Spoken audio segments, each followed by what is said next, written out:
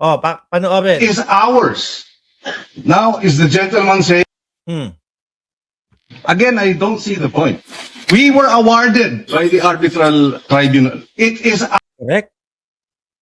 Doon pa lang po eh. Doon pa lang ho mga kababayan, tapos na ang usapan eh.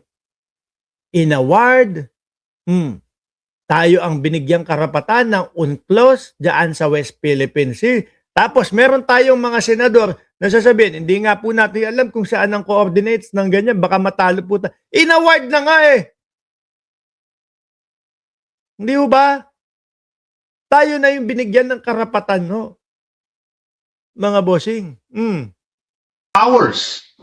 Now, is the gentleman saying the tribunal was mistaken and therefore what was awarded to us should not have been awarded to us? Would the honorable senator agree that in law a claim to land or waters must be defined by metes and bounds? We already have an arbitrary ruling in our favor. So the meets and bounds is not Gawin nyo, no?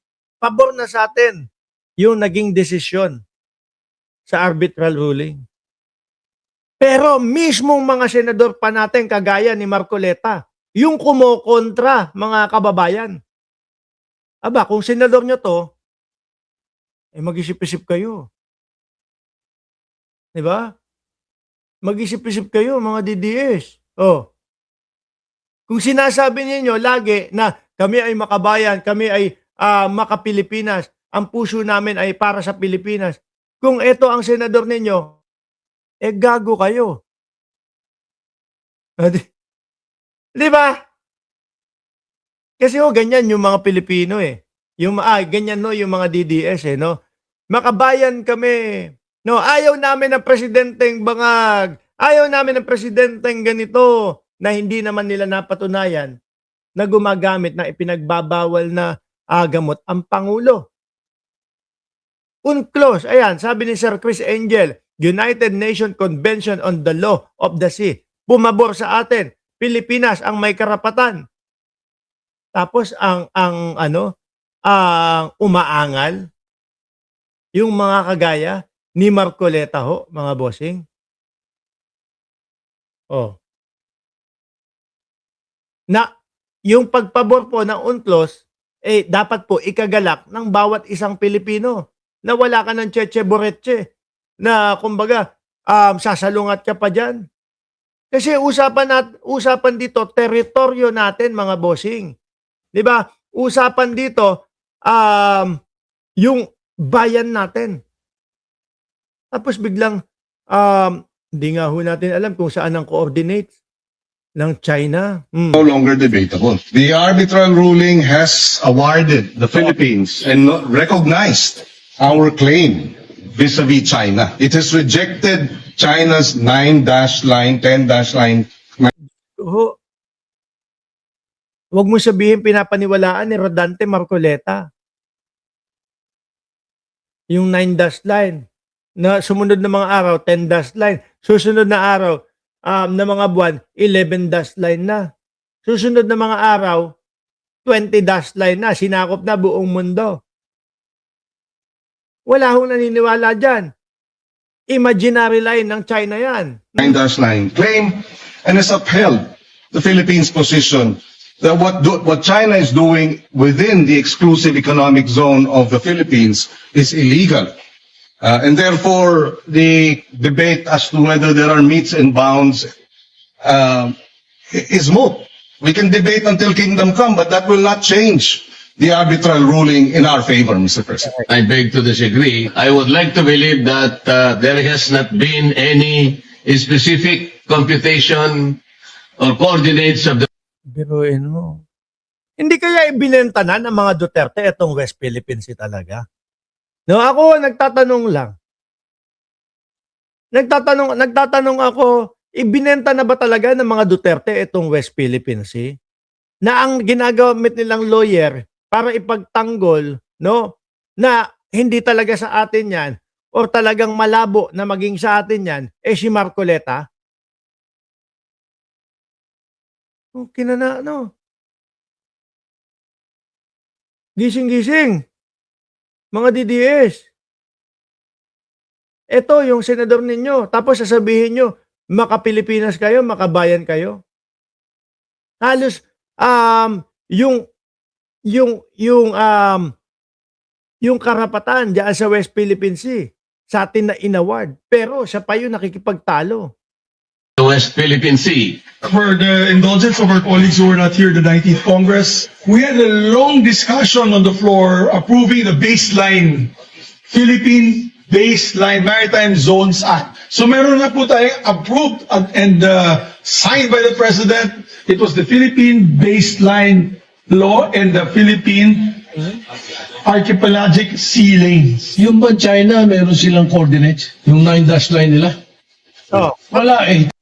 Magas ka, paano mo sasagutin yan, Marcoleta? Tayo nga, may Pasikat kasi si Marcoleta, akala niya, kakayanin niyang maipagtanggol. Di ba? Ngayon talagang naniniwala na ho ako doon sa sinasabi na meron talagang mga Pilipino na binabayaran ang China para sirain ang gobyerno Para sila ang magwagi Di ba? Paano ang estilo ho nila? O sige, kayo mag-away diyan. No, kami dito tayo lang kami. Panoorin namin kayo. Pagka kayo nag-away-away, kayo mahina na kayo saka kami entra. baseline eh. Sila wala eh. Kung ano mangkinin kanila eh. Dito po nagkakaroon ng di pagkakaunawaan. Nakala natin may nangunguha ng saanggan ng atin, samantalang yung saanggan ng atin, hindi pa naman natin alam kung hanggang saan ba siya. Mr. President, gaya ng nabanggit kanina ng ating mga kasamahan, noong 2024 na ipasa yung RA 12064 na at doon mismo dinebate. Mahirap yung laban mo, Marcoleta. Pag nauntog yung mga ulo ng mga DDS at naintindihan yung mga pinagsasasabi mo, ngayon hindi mga makaintindi, mga bulag Pero pag nauntog mga ulo ng mga DDS, malamang itakwil ka pati ng mga DDS. Section 14. Lalo na kapag naalala ho, mga kababayan, yung pangako ni Rodante Marcoleta na 2,000 pababa na kuryente libre kapag siya ay nanalo. Other maritime jurisdictions, the Philippines shall exercise all other maritime rights and jurisdictions in accordance with the UNCLOS, the South China Sea Arbitration, case number 2013-19, international law and other pertinent and regulations of the Philippines. Mr. President, we beg to disagree that the coordinates are not clear, that we have not been able to determine it. We have by law, we have by administrative order, and we have by the arbitral ruling. That is Saan pa? Saan ka pa? By law, administrative ruling, pati UNCLOS, kasama na. Saan ka pa, Marcoleta? if I may, Kalayaan is a municipality of Palawan. Pag-asa sa barangay. Yes. Mhm. And therefore, the exclusive economic zone as defined in UNCLOS provides that it is a sea area extending up to 200 nautical miles from a coastal state baseline.